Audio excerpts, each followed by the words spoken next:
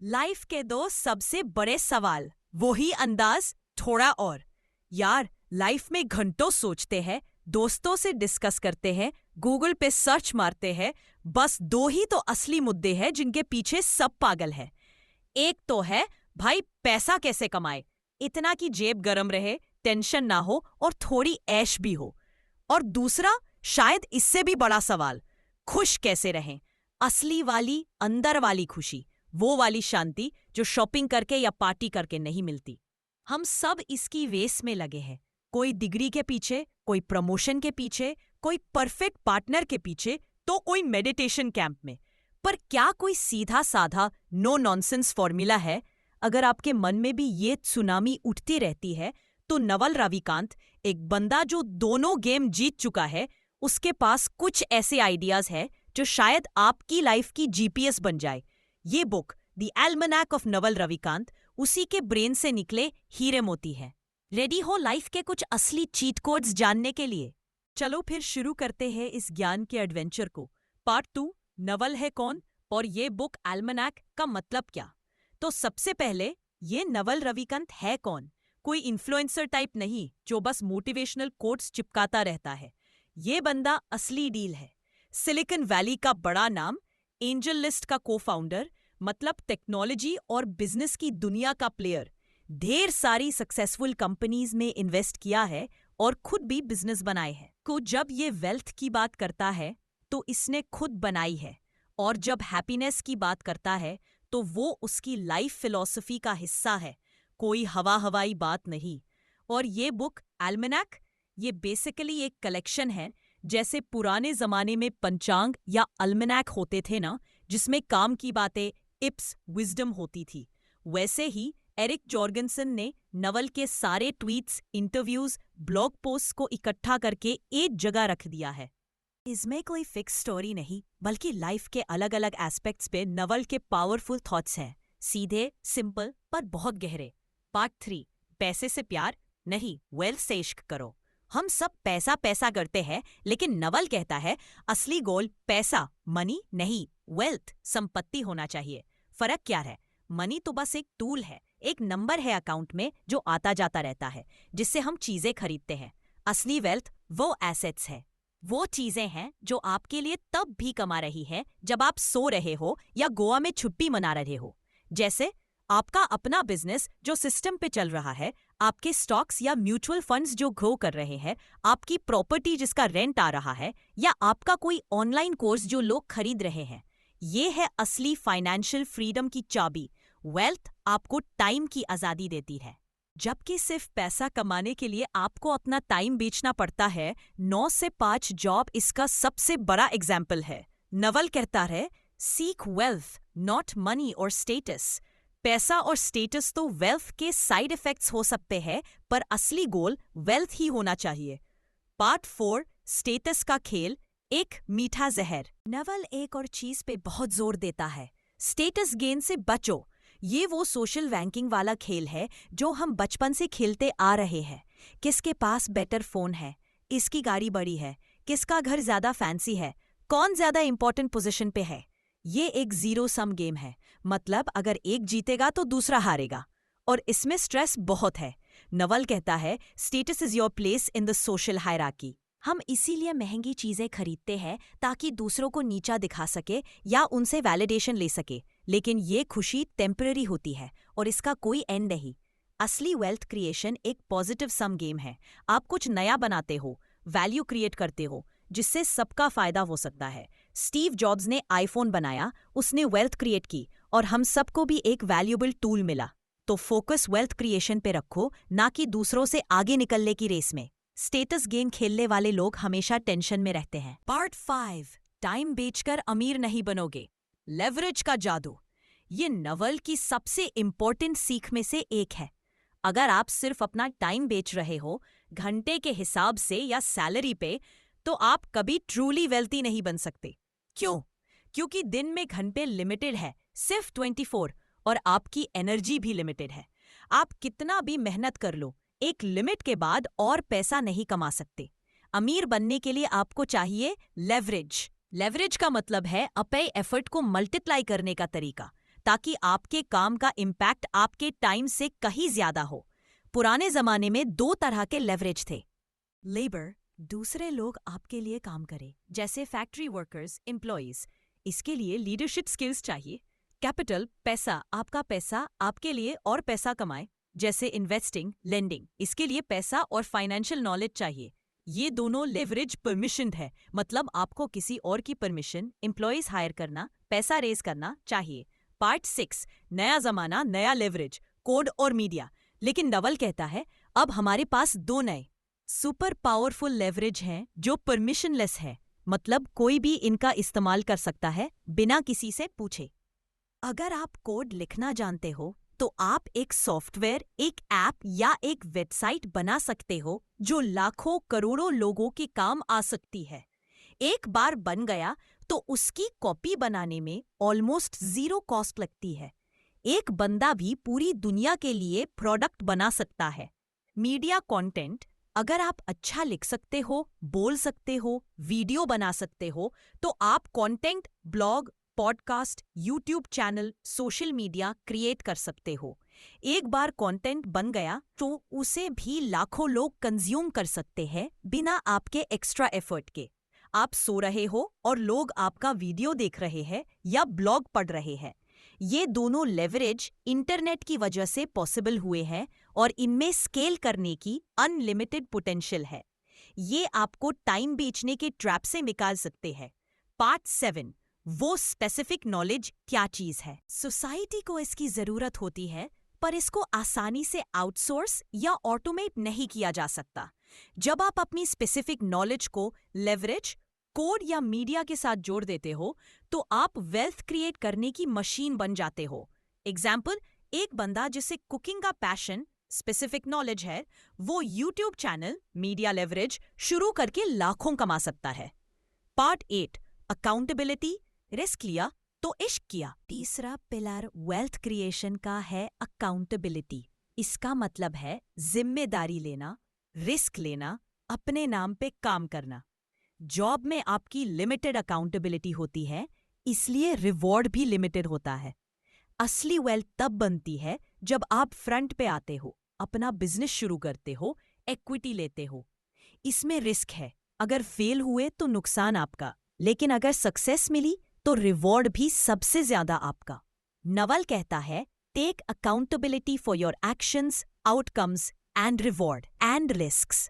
ये आपको ओनरशिप देता है। लोग अक्सर रिस्क से डरते हैं, लेकिन बिना रिस्क लिए बड़े रिटर्न्स नहीं मिलते। अकाउंटेबिलिटी आपको क्रेडिबिलिटी भी देती है। जब आप अपने नाम के साथ कुछ बिल्ड करते हो तो लोग आप पर ट्रस्ट करते हैं। तो specific knowledge plus leverage plus accountability equals wealth का फॉर्मूला।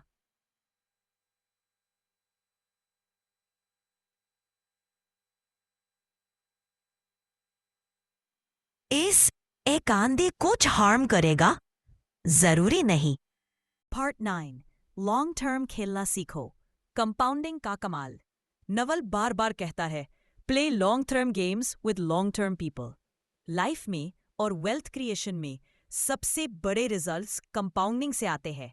कंपाउंडिंग सिर्फ पैसे पे काम नहीं करता, ये हर चीज में काम करता है। वेल्थ इन्वेस्टमेंट धीरे धीरे कंपाउंड होकर बहुत बड़ी बन जाती है। रिलेशनशिप्स, ट्रस्ट और अंडरस्टैंडिंग बिल्ड होने में टाइम लगता है। लॉन्ग टर्म रिलेशनशिप्स ज्यादा डीप और रिवॉर्डिंग होते हैं। नॉलेज, रोज थोड़ा थोड़ा सीखना कंपाउंड होकर आपको एक्सपर्ट बना देता है। हेल्थ, रोज की हेल्दी हैबिट्स कंपाउंड होकर आपको लंबी हेल्दी लाइफ देती है। रेप्यूटेशन, आपकी ईमानदारी और काम टाइम के साथ कंपाउंड होकर आपकी क्रेडिबिलिटी बनाते हैं। शॉर्टकट्स ढूंढने वाले लोग, जल्दी अमीर बनने की स्कीम में पड़ने वाले लोग अक्सर लॉन्ग रन में पीछे रह जाते हैं। पेशेंस रखो, कंसिस्टेंट रहो और प्रोसेस पे भरोसा करो। कंपाउंड इंटरेस्ट दुनिया का 8वां अजूबा है, इसे अपने फायदे के लिए यूज करो। पार्ट्स, खुशी की दुकान कहाँ है, अंदर या बाहर? अब आते हैं दूसरे बड़े सवाल पे, हैप्पीनेस। हम सब खुशी ढूंढ रहे हैं, नई कार में, प्रमोशन में, रिलेशनशिप में, वेकेशन पे। नवल कहता है ये सब गलत जगह ढूंढ रहे हो। खुशी कोई एक्सटर्नल चीज नहीं है जो आपको मिलेगी। ये कोई डेस्टिनेशन नहीं है कि जब ये हो जाएगा तब मैं खुश हो जाऊंगा। नवल कहता है, happiness is the state when nothing is missing. ये आपकी नेचुरल स्टेट है, आपके अंदर ही है। हम बस इसे अपनी डिजायर्स, इच्छाएं और थॉट्स, विचारों से थक देते हैं। खुशी एक स्किल है, एक चॉइस है, जिसे आप प्रैक्टिस करके डेवलप कर सकते हो, बिल्कुल मसल बनाने की तरह। ये बाहर की सिचुएशन पे डिपेंड नहीं करती, बल्कि आप सिचुएशन को इंटरप्रेट कैसे करते हो उस पे डिपेंड करती है। पार्ट 11, डिजायर, खुशी का सबसे बड़ा दुश्मन। नवल के हिसाब से हमारे दुख का सबसे बड़ा कारण है डिजायर, इच्छा, चाहत। जब हम कुछ चाहते हैं, चाहे वो कोई चीज हो, कोई पर्सन हो या कोई आउटकम हो, हम अपने आप से एक कॉन्ट्रैक्ट साइन कर लेते हैं कि जब तक वो चीज नहीं मिलेगी हम दुखी रहेंगे। Desire is a contract you make with yourself to be unhappy until you get what you want. सोचो इसके बारे में, हम खुद ही अपने दुख का रीजन बन जाते हैं। इसका मतलब ये नहीं कि कोई एम्बिशन ना रखो, मतलब ये है कि अपने डिजायर्स को केयरफुली चुनो। हर चीज के पीछे मत भागो। जो चीजें आपके कंट्रोल में नहीं है उनकी चाहत कम करो। जितनी कम डिजायर्स होंगी उतना ज्यादा प्रेजेंट मोमेंट में रह पाओगे और उतना ज्यादा पीसफुल फील करोगे। गोल रखो पर आउटकम से अटैचमेंट कम करो, प्रोसेस पे फोकस करो। Part 12, present moment, the only place to be happy. अगर खुशी बाहर नहीं अंदर है तो उसे एक्सेस कैसे करें? नवल का सिंपल जवाब है, प्रेजेंट मोमेंट में रहकर। हमारा माइंड या तो पास्ट की गलतियों और पछताओं में अटका रहता है या फिर फ्यूचर की प्लानिंग और एंजाइटी में। दोनों ही जगह असलियत नहीं है, सिर्फ हमारे थॉट्स हैं। असली लाइफ तो सिर्फ अभी इस पल में हो रही है। नवल कहता है, the only real moment is now. जब आप पूरी तरह से प्रेजेंट होते हो, जो काम कर रहे हो उसमें, जिसके साथ हो उसमें, तो माइंड शांत हो जाता है, चिंता कम हो जाती है। आप छोटी छोटी चीजों को अप्रिशिएट करने लगते हो। मेडिटेशन इसका एक पावरफुल टूल है। ये आपको अपने थॉट्स को दूर से देखना सिखाता है, उनमें उलझने के बजाय। प्रेजेंट मोमेंट अवेयरनेस ही हैप्पीनेस की चाबी है। पार्ट 13, हेल्थ, बॉडी फिट तो माइंड हिट। नवल कहता है, हैप्पीनेस और सक्सेस के लिए सबसे पहले अपनी हेल्थ का ध्यान रखो। ये बिल्कुल बेसिक है पर हम इसे अक्सर इग्नोर कर देते हैं। 3 चीजें नॉन निगोशिएबल हैं। स्लीप, नींद, क्वालिटी स्लीप बहुत जरूरी है। कम नींद से मूड खराब, डिसीजन मेकिंग वीक और हेल्थ प्रॉब्लम्स होती है। अपने स्लीप स्केड्यूल को फिक्स करो। डाइट, खाना, प्रोसेस्ड फूड, शुगर कम करो। नेचुरल होल फूड्स खाओ। आप जैसा खाओगे वैसा ही फील करोगे। बॉडी एक कॉम्प्लेक्स मशीन है, उसे सही फ्यूल दो। एक्सरसाइज, व्यायाम, रोज थोड़ी फिजिकल एक्टिविटी जरूरी है। जिम जाना, रनिंग करना, योगा या बस वॉक करना। एक्सरसाइज सिर्फ बॉडी के लिए नहीं, माइंड के लिए भी सुपर इंपॉर्टेंट है। एंडोर्फिन्स रिलीज होते हैं, स्ट्रेस कम होता है। नवल कहता है, your mind and body are intimately connected. A healthy body is a prerequisite for a healthy mind. इसको प्रायोरिटी बनाओ। पार्ट 14, पढ़ो पढ़ो और पढ़ो। Reading is a super power. अगर नवल से पूछो कि एक स्किल जो सबको सीखनी चाहिए, तो वो शायद रीडिंग बोलेगा। वो कहता है, read what you love until you love to read। पढ़ने से आप हजारों सालों की विस्डम और एक्सपीरियंस को कुछ घंटों में अब्सॉर्ब कर सकते हो। इससे आपकी सोच क्लियर होती है, नए आइडियाज मिलते हैं और आप बेटर डिसीजंस ले पाते हो। क्या पढ़े? कुछ भी जो आपको इंटरेस्टिंग लगे। Fiction, non fiction, science, philosophy, history, blogs, tweets, बस पढ़ो। खास करके फाउंडेशनल सब्जेक्ट्स जैसे basic math, science, economics, logic, philosophy को समझने की कोशिश करो। ये आपको मेंटल मॉडल्स देते हैं, दुनिया को समझने के डिफरेंट फ्रेमवर्क्स। जितना ज्यादा पढ़ोगे उतने बेटर थिंकर बनोगे। और क्लियर थिंकिंग ही वेल्थ और हैप्पीनेस दोनों का फाउंडेशन है। पार्ट 15, जजमेंट, लाइफ का सबसे इंपॉर्टेंट स्किल। नवाल कहता है कि लाइफ में लॉन्ग टर्म सक्सेस इस बात पे डिपेंड करता है कि आप कितने अच्छे जजमेंट्स, फैसले लेते हो। और अच्छे जजमेंट के लिए क्लियर थिंकिंग जरूरी है, जो रीडिंग और लर्निंग से आती है। Good judgment comes from experience and experience comes from bad judgment. गलतियों से सीखो, पर कोशिश करो कि वो कॉस्टली ना हो। मेंटल मॉडल्स का यूज करके अलग अलग पर्सपेक्टिव से सिचुएशन को देखो। अपने बायसेस जो हम सब में होते हैं को पहचानो और उन्हें चैलेंज करो। डिसीजन लेते वक्त शॉर्ट टर्म इमोशन से ज्यादा लॉन्ग टर्म कॉन्सिक्वेंसेस के बारे में सोचो। नवाल कहता है, अगर आप क्लियर सोच सकते हो तो आपको कोई नहीं रोक सकता। आप सही अपॉर्चुनिटीज पहचान पाओगे, सही लोगों के साथ एसोसिएट होगे और सही काम पे अपना टाइम और एनर्जी लगाओगे। पार्ट 16, अपनी खुशी की रिमोट कंट्रोल अपने पास रखो। एक बहुत एम्पावरिंग आइडिया जो नवल देता है वो ये है कि आप अपनी हैप्पीनेस के लिए 100% खुद रिस्पॉन्सिबल हो। हम अक्सर अपनी खुशी या दुख के लिए दूसरों को या सर्कमस्टेंसेस को ब्लेम करते हैं। उसने मेरा मूड खराब कर दिया, अगर मेरे पास ये होता तो मैं खुश होता। नवल कहता है ये विक्टिम मेंटालिटी है। असलियत ये है कि कोई चीज या इंसान आपको दुखी नहीं कर सकता जब तक आप उसे अलाउ ना करो। आपके रिएक्शंस, आपके इंटरप्रिटेशंस आपके कंट्रोल में है। चूज करो कि आपको कैसे रिएक्ट करना है। चूज करो कि आपको प्रेजेंट में रहना है। चूज करो कि आपको अपनी हेल्थ का ध्यान रखना है।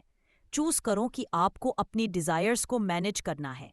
हैप्पीनेस एक इंटरनल जॉब है, इसकी रिमोट कंट्रोल किसी और के हाथ में मत दो। पार्ट 17, पीस ओवर हैप्पीनेस, एक नया पर्सपेक्टिव। हम सब हैप्पीनेस के पीछे भागते हैं, जो अक्सर एक हाई एनर्जी एक्साइटेड स्टेट होती है। नवल एक थोड़ा अलग पर्सपेक्टिव देता है। वो कहता है शायद पीस, शांति, हैप्पीनेस से भी ज्यादा डिजायरेबल स्टेट है। हैप्पीनेस आती जाती रहती है, ये थोड़ी ऊपर नीचे होती है, लेकिन पीस एक ज्यादा स्टेबल, काम स्टेट है।